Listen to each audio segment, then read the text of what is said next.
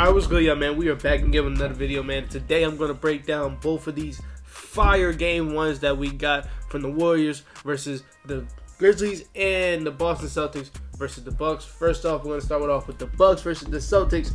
So, going into this game, man, well, after this game, you're going to hear a lot of overreactions from people online. But I tend not to do that on Twitter. I do it, but I be trolling a lot of people. But I'm not going to overreact to this game, but I'm just going to point out a couple of things that I would have said if I would have did a playoff breakdown video. I was doing other videos at that time, so I didn't think to do one. But a lot of people were trying to indicate that what Boston did to KD, they can do to Giannis, and this is why you can't. Now, you guys know me. KD is my second favorite player of all time. But I'm not a biased person. Two, and I just know basketball. What you did to KD is you wanted him to play rough. You bodied him all the time. You made it physical with him. You doing that to Giannis is not going to work because that's all he fucking wants. He wants to be physical because that plays to his game. So them trying to do that to Giannis, that's not going to work. And then this is another reason why that's not going to work. They send doubles at KD all the time. Who is he passing it to? Seth Curry. He had an off series, but it's Seth Curry. But other than that, I'm passing it to Andre Drummond, Nicholas Claxton, Bruce Brown, Kessler Edwards, and that unvaccinated Kyrie. Now, when you're trying to do that to Giannis, who, for one, is a way better passer than KD. Way better passer. And that's why I think Giannis is way better than KD as of right now. And I just told you, he's one of my favorite players of all time. But Giannis is way better. He's on a whole different tier. Steph and Giannis, and then it's KD on his own tier. But other than that, Giannis and Steph, they're on their own tier. But the reason why you can't do that to KD is because you can't do that to Giannis because Giannis is an elite passer. And then when him being an elite passer, you can be an elite passer all you want. But if you passing it to Andre Drummond, Nicholas Claxton, you're not doing shit. But him being an elite passer and then passing it to Wesley Matthews, you're shooting 36% from 3. Pat Connaughton, 38% from 3. Grayson Allen, 42% from 3. Drew Holiday, 40% from 3.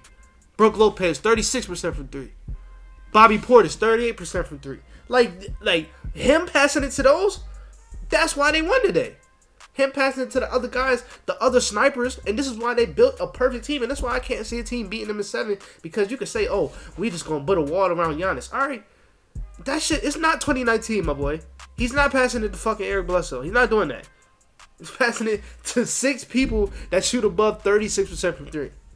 And this is why you just can't double off Giannis. So you got to pick your poison. Do I trust Robert Williams? Do I trust Al Horford to go one-on-one with Giannis? Because if I don't, okay, then I'm leaving Grayson Allen open. I'm leaving Drew Holiday open. Wesley Matthews. That Connaughton. Javon Carter even shoots 40% from 3.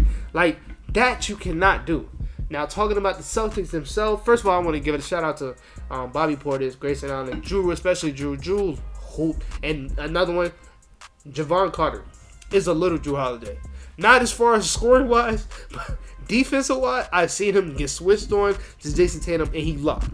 And then he locked Jaylen Brown for the whole second half. Javon Carter finally found his home. I'm so happy he finally found his home. I didn't think he should be on that much teams. Then he played for the Grizzlies, Phoenix, and I think it was another team. But I think he finally found his home. Grant, George Hill, he's on the bench in street clothes, but he's not hurt.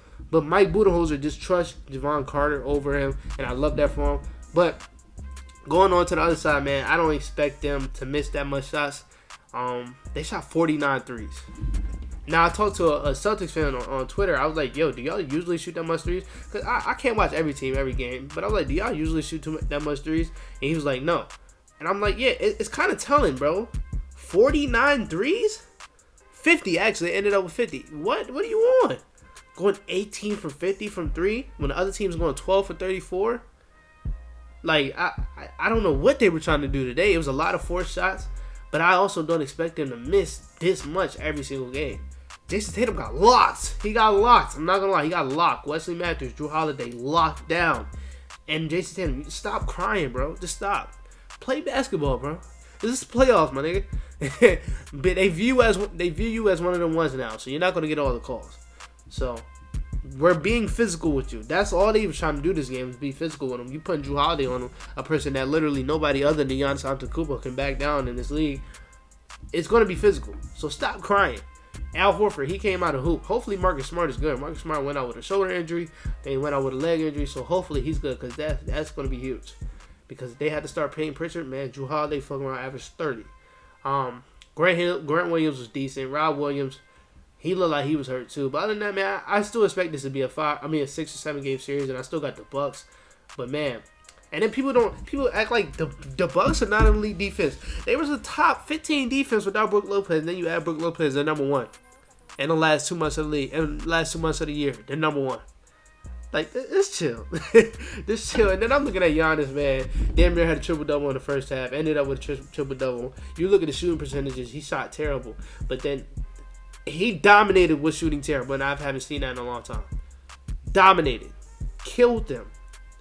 Demoralized them with shooting terrible. And they played good defense on Giannis. But like I said, you can't do that much. I'm sorry. You can't. But that's it for this game, man. This game is fire. Still got Bucks at 6, though. Now, we got Warriors versus Grizzlies. Very controversial game. First half, Grizzlies started off hot, real hot. And they were looking really good, man. Ja was hooping. Had 14 in the first quarter. Jaren Jackson Jr. didn't play himself out of the game in the first quarter. He was hooping. I think he had 13 at the end of the first quarter. But, like, the Warriors were playing terrible. And we're only down a couple points coming out that first quarter. Then you got the second quarter. The whole Draymond thing. First look, like first replay look, I'm like, yeah, that's a flagrant 2. But then, like, I keep seeing the highlights on Twitter. He smacked him in his face. Right there, that's a flagrant 1. That's what they're going to call it in the NBA. That's a flagrant 1. But he smacked him in his face. And then he pulled him down by his jersey. But he wasn't pulling him. And it's not like Brandon Clark fell hard. So I don't know if that should have been a flagrant 2. But the calls, both sides, a lot of Warriors fans were complaining. Both sides, the refs were terrible. The whole game, the refs were terrible. Jordan Poole first half saved this team. Came out hooping coming off the bench. He saved this team. And then going into halftime, the Warriors were only down 6. And they played a terrible half.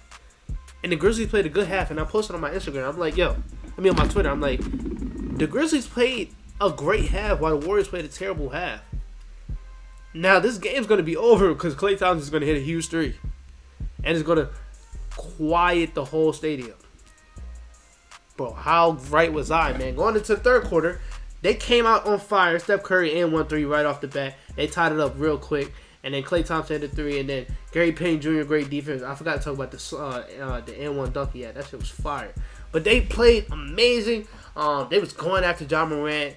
And they was getting all the switches they want. And then Jaren Jackson Jr. went on his own run, and he absolutely hooped today. I'm so happy that he's finally getting to hoop with all the dumb, idiotic things he does as far as defensive-wise and fouling-wise. And then going into the fourth quarter, man, they kind of had the momentum, and then let it slip at the end. And Warriors went up on like an 8-0 run, and were up by 8. And then Ja Morant started attacking, and they literally couldn't stop him. Even Gary Payton Jr. couldn't stop him. And they started Gary Payton Jr. to stop him. So, it ended with a Warriors dub. You know why? Because Klay Thompson hit an amazing 3 that quieted the whole arena. Quieted the whole arena. And I caught it, man. Great plays by Andrew Wiggins. He's not gonna get the credit for it. A lot of people are not gonna talk about it because it's not on the stat sheet. But Andrew Wiggins, the whole playoffs, rebounding, defense, smart passes, being in the right spots. He's playing an amazing playoffs. Steph Curry, that 3 at the end of the game was clutch. Kevin Looney, getting on the ground, trying to fight for that loose ball, clutch.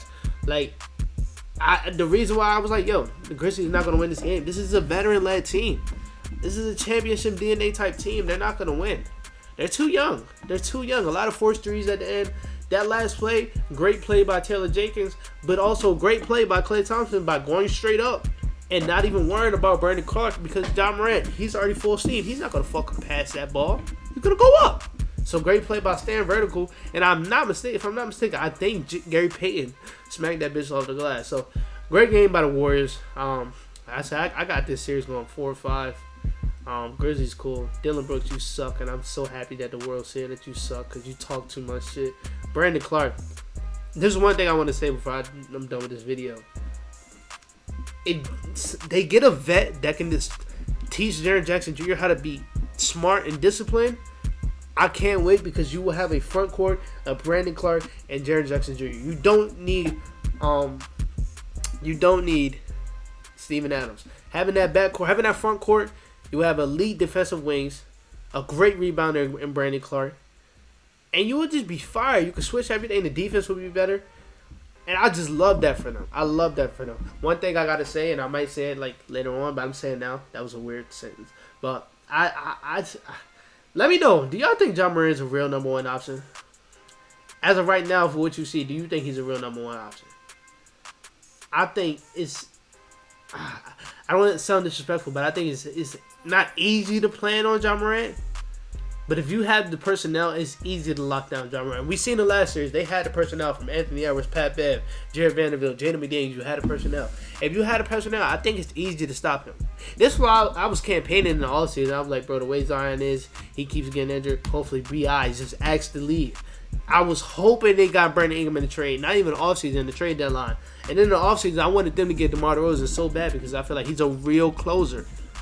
And he's a real number one option. So, let me know what y'all think with that, man. But overall, game's fun. Both games was fun. Both series are going to be fire. Even though I think this Grizzlies series is going to be short and sweet. But, other than that, man, that's it for this video, man. I will talk to you guys tomorrow with another video. Peace out.